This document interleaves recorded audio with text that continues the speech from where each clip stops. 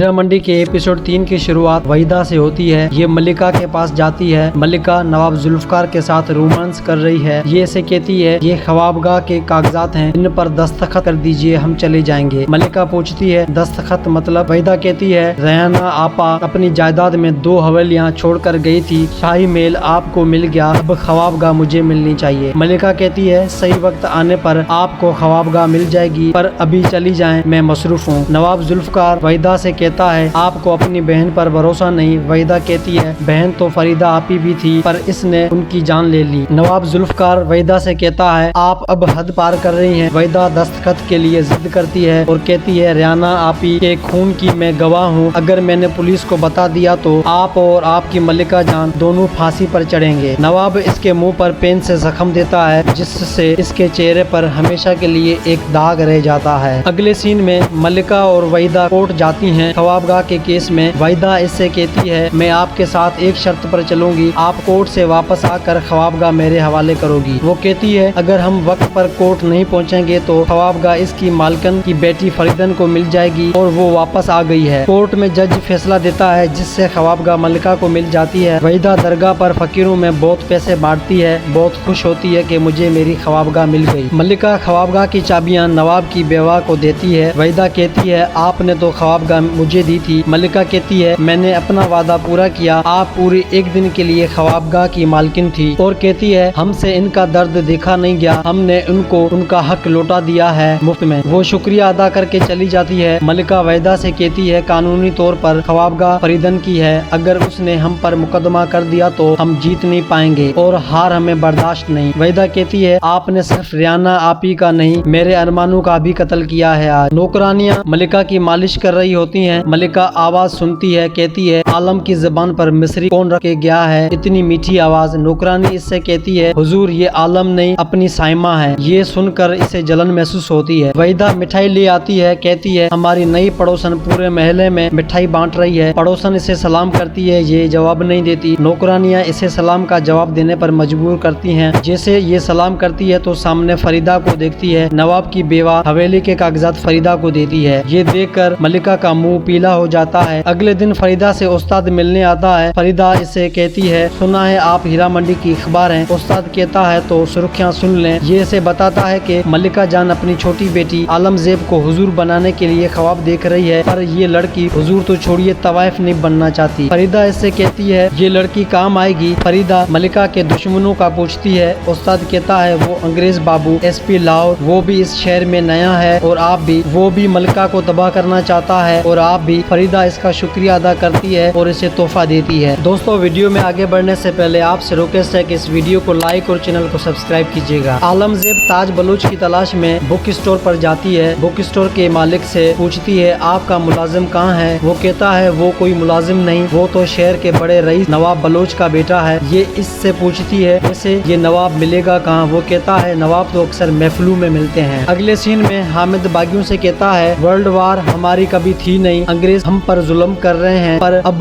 और हम बर्दाश्त नहीं करेंगे। हम देखते रेत जैसे हैं पर हैं बारूद, अब इस बारूद में चिंगारी लगाने का वक्त आ गया है। उस्ताद फरीदा के पास लड़कियां ले आता है इसके कोठे के लिए। उस्ताद फरीदा की नथुतराई पे नवाब ताज बलोच को पैगाम भिजवाने को कहता है, पर फरीदा नवाब वली का कहती है। उस्ताद कहता है पर वो तो बिब्बो जान का साहिब है। फरीदा कहती है इसलिए तो मैं शाही मेल पर कह डालूंगी। आलमजेब बिब्बो जान से कहती है मुझे भी नवाब वली की दावत पर ले चलो। बिब्बो कहती है क्यों, आपको अपने ख्वाबों के नवाब से मिलना है। ये दावत पर जाती हैं। बिब्बो जान नवाब वली के साथ होती है तो बीच में फरीदा आती है। ये इससे कहती है मैं बनारस से खास आपसे मिलने आई हूँ, जितना सुना था उससे ज्यादा आप खूबसूरत हैं। बिब्बो फरीदा से कहती है आप बचपन में कहानियाँ लिखती थी तो हम मिटा देते थे। फरीदा कहती है तुम बचपन में खिलौने ले आया करती थी तो मैं छीन लेती थी। बिब्बो वली को महफिल में ले जाती है। इसी महफिल में फरीदा की मुलाकात आलम से होती है। ये आलम को ताज की तरफ इशारा करके कहती है आपकी आंखें उन्हें ढूंढ रही हैं। ये पूछती है आपने कैसे जाना? फरीदा कहती है मैं सब जानती हूँ। मजीद इससे कहती है कल दरगाह पर जाएं, वहाँ इसे सच्चे दिल से मांगे और जब आप आंखें खोलेंगी तो वो आपके सामने होगा। उस्ताद फरीदन की मुलाकात रावलपिंडी के नवाब से करवाता है। फरीदा इसे भी कहती है मैं खास बनारस से आपसे मिलने आई हूँ। फरीदा ताज के पास जाती है, कहती है बनारस से आई हूँ, नजूमी हूँ, आने वाला कल बता दूंगी, यकीन न आए तो